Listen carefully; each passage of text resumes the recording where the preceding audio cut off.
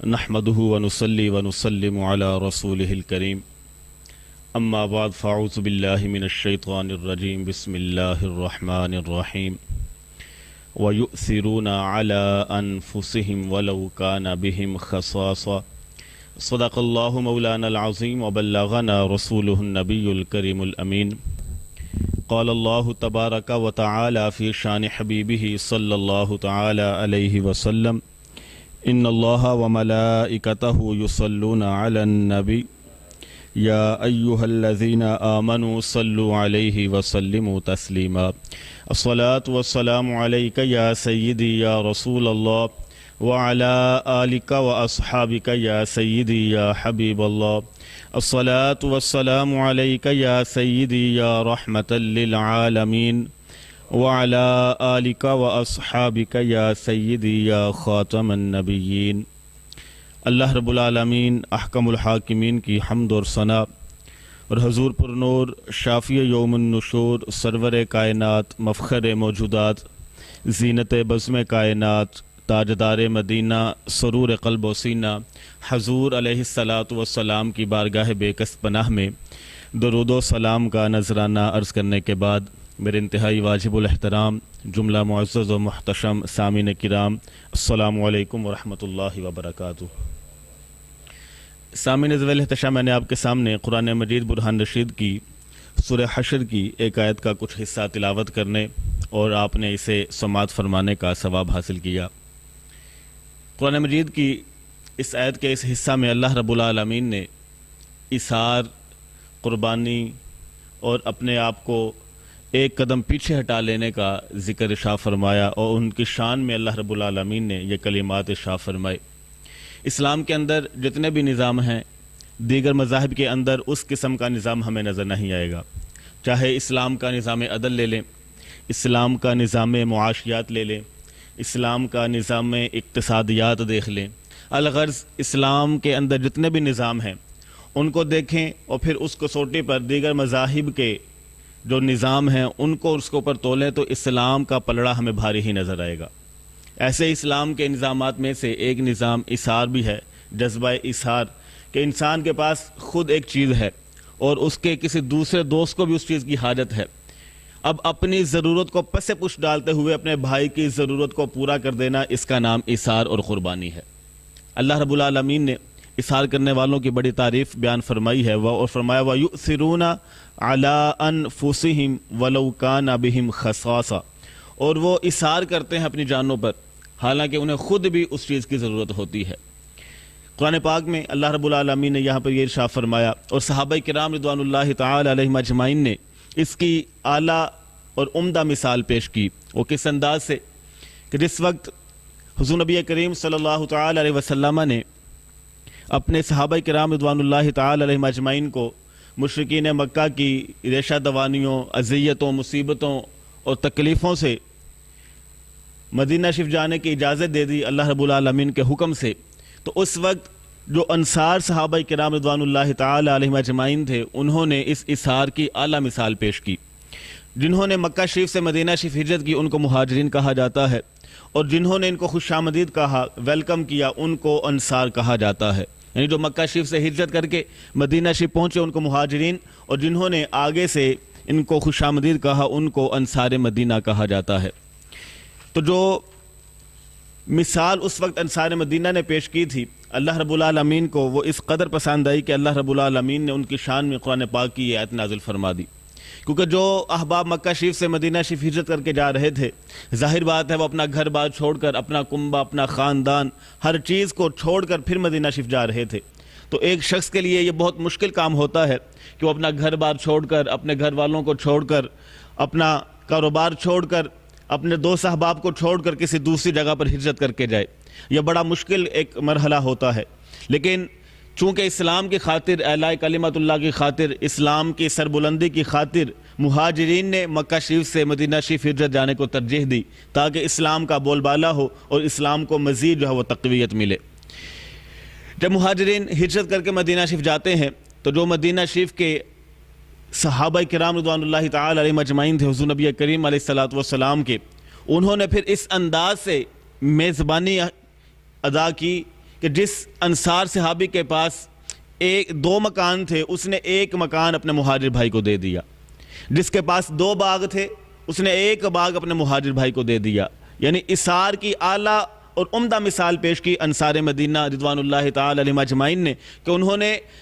چونکہ میزبانی کرنی تھی اور جو مہاجر ہجرت کر کے آ رہے تھے، ظاہر بات ہے وہ اپنا سب کچھ چھوڑ کر آ رہے تھے، تو انصار مدینہ نے ایک مثال پیش کر دی اثار کی کہ انہوں نے اپنا سب کچھ جو ہے اس کا نصف جو ہے وہ اس کا حصہ اپنے مہاجر بھائی کو بنا لیا اور اپنے اس مہاجر بھائی کو ایک حقیقی بھائی کا درجہ دیا۔ تو بڑا مشکل ہوتا ہے کہ کسی کے پاس 2 مکان ہوں، اس کے بچے بھی وہاں پر رہتے ہوں، تو وہ 2 مکانوں میں سے ایک مکان اپنے مہاجر بھائی کو دے دے، جس کے پاس 2 باغ ہوں وہ ایک باغ جو ہے وہ کسی کو دے دے۔ آج کے دور میں اگر ہم ایسا دیکھیں تو ہمیں چیدہ کوئی شاید مثال نظر آئے، لیکن ہو سکتا ہے کہ ایسی مثال بھی کوئی نظر نہ آئے، لیکن انصار صحابہ کرام رضوان اللہ تعالی علیہم اجمعین نے یہ ایک مثال پیش کی اور بتا دیا کہ اسلام کی خاطر، اعلاء کلمت اللہ کی خاطر اپنا گھر بار بھی اللہ کی راہ میں قربان کر دینا، یہ بھی بہت بڑی سعادت کی بات ہے۔ تو انصار صحابہ کرام رضوان اللہ تعالی علیہم اجمعین نے، جس کے پاس 2 مکان تھے اس نے ایک مکان اپنے مہاجر بھائی کو دے دیا، جس کے پاس 2 باغ تھے اس نے ایک باغ اپنے مہاجر بھائی کو دے دیا۔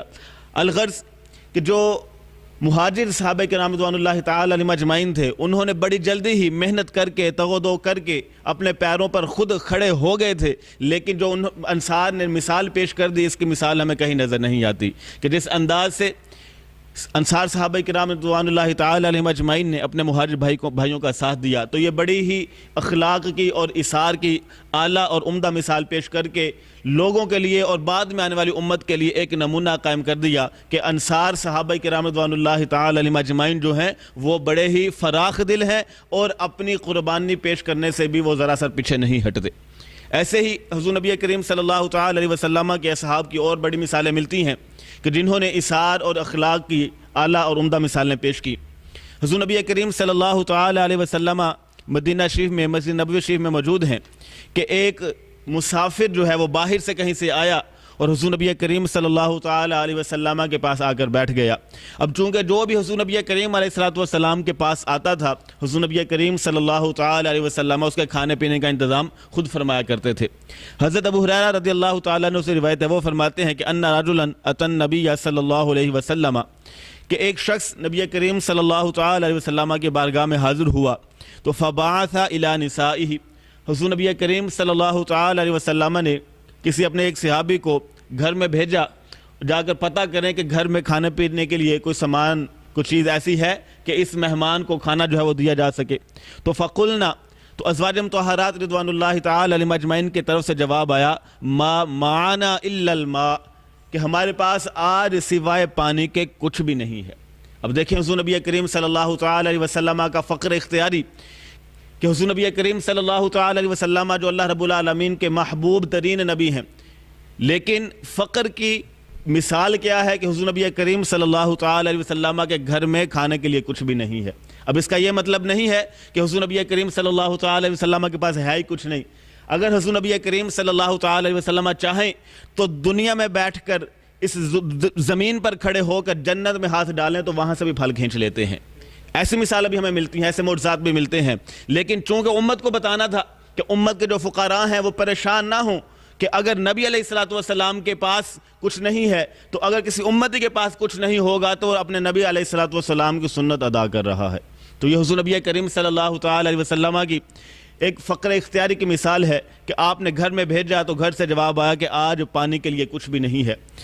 کھانے کے لیے کچھ نہیں ہے، صرف پانی ہے گھر میں آج موجود۔ تو فقال رسول اللہ صلی اللہ علیہ وسلم، تو حضور نبی کریم صلی اللہ تعالی علیہ وسلم نے وہاں پر اعلان فرمایا کہ من یضم او یضیف ھذا، کہ کون ہے جو اس مہمان کی مہمان نوازی کرے گا۔ تو فقال رجل من الانصار انا، تو ایک انصاری صحابی کھڑے ہوئے، انہوں نے عرض کیا کہ یا رسول اللہ صلی اللہ تعالی علیہ وسلم، میں آپ کے مہمان کی مہمان نوازی کروں گا۔ فانطلق به الى امرأته، لہٰذا وہ انصاری صحابی گھر میں گئے اور گھر جا کر اپنی زوجہ سے کہنے لگے کہ اکرمی ضیف رسول اللہ صلی اللہ علیہ وسلم، کہ حضور نبی کریم صلی اللہ تعالی علیہ وسلم کا ایک مہمان آیا ہے، اس کی خدمت کرنی ہے، اس کی مہمان نوازی کرنی ہے۔ تو فقالت، وہ انصاری صحابی کی بیوی اس کی زوجہ آگے سے کہنے لگی ما عندنا الا قوت صبیانی، کہ آج تو ہمارے پاس بھی سوائے بچوں کے کھانے کے اور کچھ بھی نہیں ہے، آج آپ بھی بھوکے سوئیں گے، میں بھی بھوکی سوؤں گی، صرف بچوں کے لیے کھانا موجود ہے کہ بچے جو ہیں وہ اس سے کچھ گزر اوقات کر سکیں۔ تو فقال، وہ انصاری صحابی کہنے لگے حی طعامک واصبحی سراجک، کہ پریشان نہ ہو تو کھانے کا اہتمام کر، اور جب کھانے کا وقت آئے تو اس چراغ کو بجھا دینا، وَنَوِّمِ صِبْيَانَكِ، اور بچوں کو سلا دینا، اِذَا أَرَادُوا عَشَاءً، جب دسترخوان جو بچھا دیا جائے گا، عشائیے کی باری آئے گی تو اس وقت ایسا کرنا کہ دسترخوان پر کھانا رکھ دینا، اور جو چراغ جل رہا ہوگا جس کی روشنی میں بیٹھ کر ہم کھانا کھائیں گے اس چراغ کو بجھا دینا، اور بچوں کو تو سلا دینا تاکہ بچے جو ہیں وہ بعد میں اٹھ کر شور نہ کریں۔ لہذا اس انصاری صحابی کی بیوی نے ایسا ہی کیا، جب کھانا دسترخوان پر رکھ دیا گیا،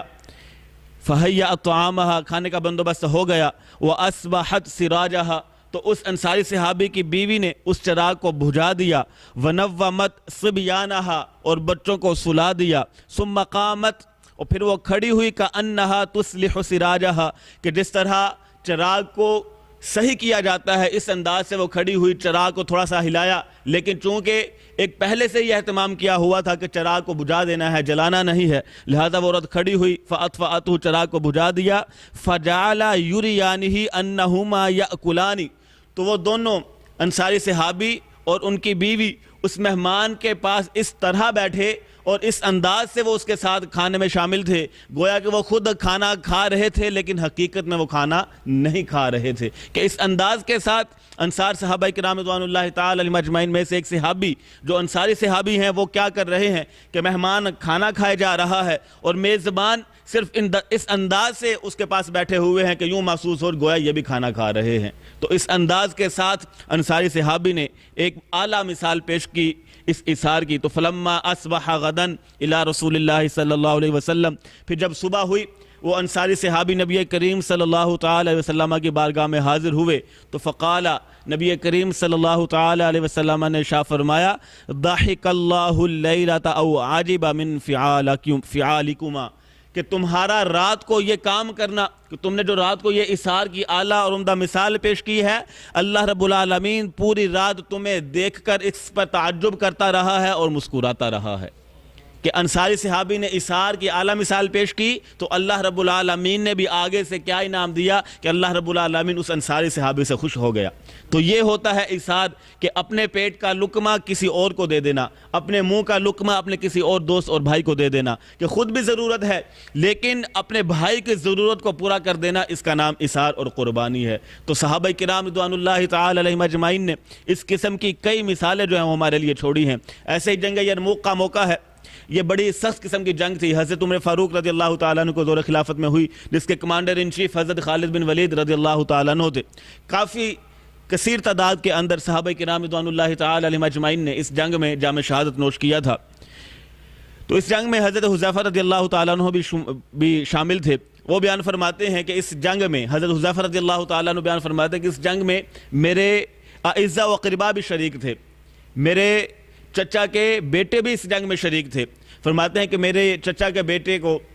زخم لگے اور انہوں نے مجھ سے پانی طلب کیا، تو حضرت حذیفہ رضی اللہ تعالیٰ عنہ بیان فرماتے ہیں کہ میں پانی کا مشکیزہ لے کر اپنے اس بھائی کے پاس جاتا ہوں کہ ساتھ والے صحابی سے آواز آتی ہے العطش العطش، کہ مجھے پیاس ہے، مجھے پانی کی ضرورت ہے۔ تو وہ صحابی حضرت حذیفہ رضی اللہ تعالیٰ عنہ کو جو چچا زاد بھائی ہیں وہ کہنے لگے مجھے چھوڑو، میرے ساتھ والے ساتھی کو پانی دے دو۔ حضرت حذیفہ رضی اللہ تعالیٰ عنہ بیان فرماتے ہیں کہ میں اپنے چچا زاد بھائی کو چھوڑ کر دوسرے والے صحابی کے پاس گیا، جب اس کے پاس پہنچا تو تیسرے صحابی کی آواز آئی آہ العطش، کہ مجھے پیاس ہے۔ تو اس صحابی نے یہ کہا کہ مجھے چھوڑو، میرے ساتھ والے کو پانی دے دو۔ فرماتے ہیں کہ جب اس کو پانی دینے کے لیے پہنچا تو پھر پہلے والے کی آواز آ گئی آہ العطش۔ تو فرماتے ہیں وہ تیسرا صحابی بھی یہ کہنے لگا کہ مجھے چھوڑو، اس پہلے والے کو پانی دے دو۔ فرماتے ہیں کہ جب میں پانی کا مشکیزہ لے کر اپنے چچا زاد بھائی کے پاس پہنچا تو پانی پلانے سے پہلے ہی وہ جام شہادت نوش کر چکے تھے۔ فرماتے ہیں کہ پھر میں اپنے دوسرے صحابی کے پاس پہنچا، جب ان کے پاس پہنچا تو وہ بھی پانی پینے سے پہلے جام شہادت نوش کر چکے تھے۔ فرماتے ہیں کہ جب تیسرے کے پاس پہنچا تو اس نے بھی سوائے بغیر پانی پیے جام شہادت جو ہے وہ نوش کر لیا تھا۔ تو یہ دیکھیں اثار کی اور اخلاق حسنہ کی اعلیٰ اور عمدہ مثال پیش کی صحابہ کرام رضوان اللہ تعالی علیہم اجمعین نے، کہ جنگ کا موقع ہے، خود پیاس سے نڈھال ہیں،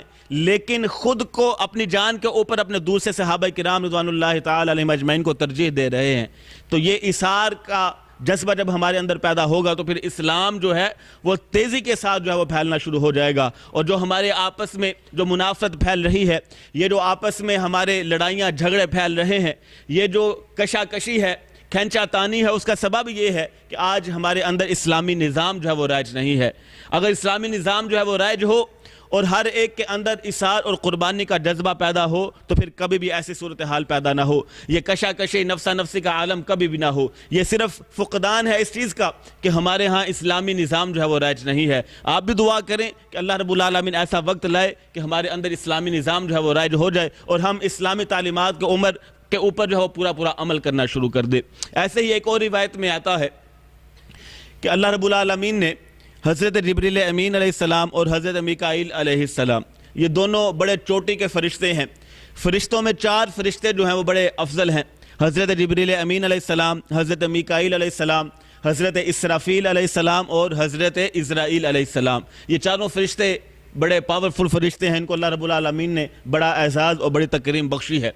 تو ان چاروں میں 2 فرشتے جو ہیں ان کا زیادہ رتبہ ہے، حضرت جبریل امین علیہ السلام اور حضرت میکائیل علیہ السلام۔ اللہ رب العالمین نے ایک رات، وہ رات کہ جس رات حضور نبی کریم صلی اللہ تعالی علیہ وسلم مکہ شریف سے مدینہ شریف ہجرت کر کے آئے تھے، اللہ رب العالمین نے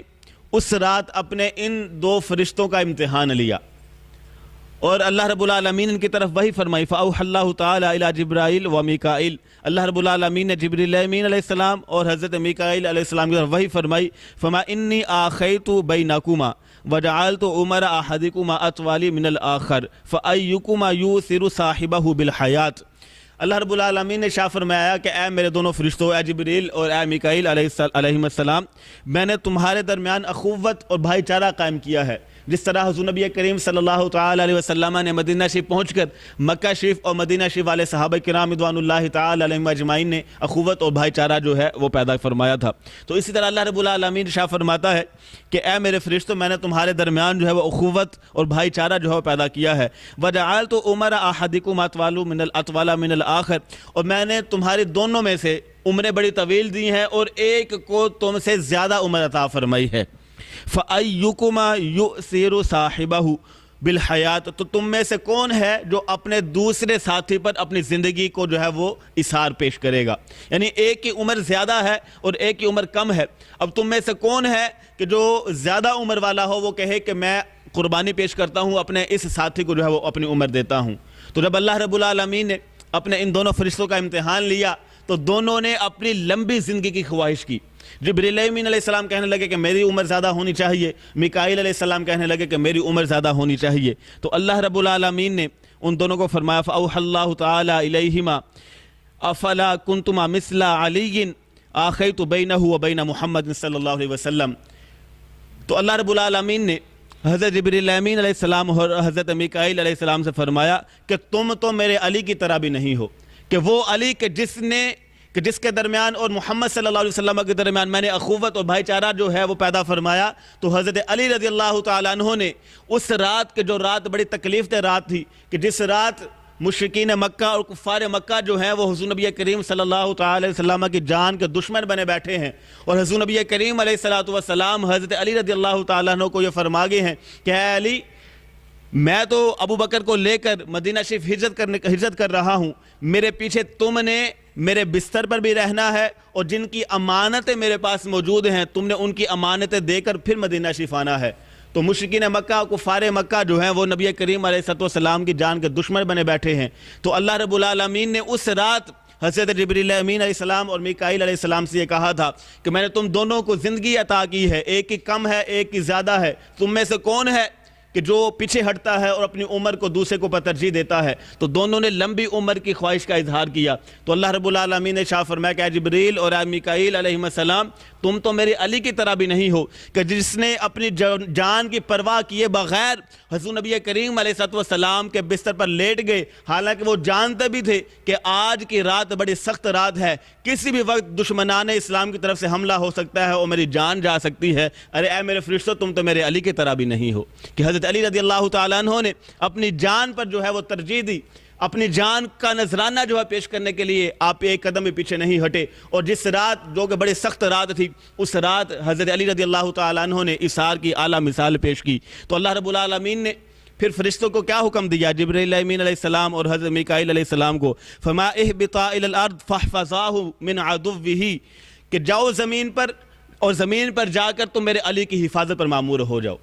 تو حضرت جبرائیل امین علیہ السلام اور حضرت میکائیل علیہ السلام حضرت علی رضی اللہ تعالیٰ عنہ کی حفاظت کے لیے زمین پر اترے۔ وَكَانَ جبریل عند رأسہ، جبرائیل امین علیہ السلام حضرت علی رضی اللہ تعالیٰ عنہ کے سر کی طرف ہیں، وَمِيكَائِيلُ عند رجلہ، اور حضرت میکائیل علیہ السلام جو ہیں وہ حضرت علی رضی اللہ تعالیٰ عنہ کے قدموں کی طرف ہیں۔ وَجبریل یقول، اور جبرائیل امین علیہ السلام یہ کہہ رہے ہیں، بخ بخ مم مثلک یا ابن ابی طالب، کہ اے علی مبارک ہو، تو بڑا بہادر ہے، تیری مثل اس کائنات میں کوئی بھی نہیں ہے۔ یہ جبرائیل امین علیہ السلام کے الفاظ ہیں جو آپ نے حضرت علی رضی اللہ تعالیٰ عنہ کے شان میں اپنی زبان سے ادا فرمائے۔ تو یہ مثالیں اس لیے پیش کی اثار اور جذبہ قربانی کی کہ صحابہ کرام رضوان اللہ تعالیٰ علیہم اجمعین نے اپنی جانوں پر دوسروں کو ترجیح دی۔ انصار صحابہ کرام رضوان اللہ تعالیٰ علیہم اجمعین نے مہاجرین کو جو ہے وہ زیادہ تقویت دی اور ان کے اوپر جو ہے وہ اعلیٰ مثالیں پیش کی۔ یہ صرف دنیا میں ہی مثالیں نہیں، کل قیامت کے دن بھی اس قسم کی ہمیں مثالیں نظر آئیں گی۔ کل قیامت کے دن جب حساب و کتاب ہو جائے گا، جنتی جنت میں چلے جائیں گے، دوزخی دوزخ میں چلے جائیں گے، تو جنت کے دروازے پر دو جماعتیں کھڑی ہو جائیں گی، ایک تاجروں کی جماعت اور ایک علماء کی جماعت۔ جو علماء کی جماعت ہوگی وہ تاجر حضرات سے کہے گی کہ اے تاجروں، تم نے دنیا میں بڑا ہی اچھا کام کیا، اگر تم نہ ہوتے تو مدارس نہ چلتے، مسجدیں نہ چلتی، تم نے مدارس کی خدمت کی، مسجدوں کی خدمت کی، اور اس کے منبر پر جو براجمان علماء تھے ان کی خدمت کی، تاکہ وہ اسلام کا نظام جو ہے وہ رائج کر سکیں، اور تم نے ان کی اعلیٰ قسم کی خدمت کی، جس کی وجہ سے اللہ رب العالمین نے علماء کو بھی یہ تقویت دی کہ انہوں نے اسلام جو ہے وہ اچھے انداز سے پیش کیا۔ تو لہٰذا ہم اپنے اوپر تمہیں ترجیح دیتے ہیں کہ آج تم جنت میں پہلے داخل ہو جاؤ۔ تو جو تاجر حضرات ہیں وہ آگے سے کہنے لگے کہ بھئی نہیں، ایسا نہیں ہو سکتا۔ وہ علماء کے آگے دست بستہ کھڑے ہو جائیں گے، کہیں گے کہ نہیں، تم نے ہی ہمیں یہ تعلیم دی تھی، تم نے ہی ہمیں اسلام کی خدمت کرنے کا موقع دیا تھا، تم نے ہی ہمیں اسلام کی خدمت کرنے کے لیے برانگیختہ کیا تھا، جس کی بنا پر ہم نے مدارس کو چندے بھی دیے، ہم نے مدارس کو زکاتیں بھی دیں۔ آج تو لوگ کہتے ہیں نا مدارس کو چندہ دے کر کیا کرنا ہے، ان کو چندہ دینے والے بڑے ہیں، لیکن قیامت کے دن اس کا پتہ چلے گا کہ جنہوں نے مدارس کی خدمت کی ہوگی، جہاں پر دین اسلام کے لیے طلبہ آ کر پڑھتے ہیں، ان کے کھانے کا انتظام کیا ہوگا، ان کے پینے کا، ان کے رہائش کا انتظام کیا ہوگا، کل قیامت کے دن ایسے لوگ رشک کریں گے کہ جنہوں نے ایسے لوگوں کی خدمت کی ہوگی۔ تو تاجر برادری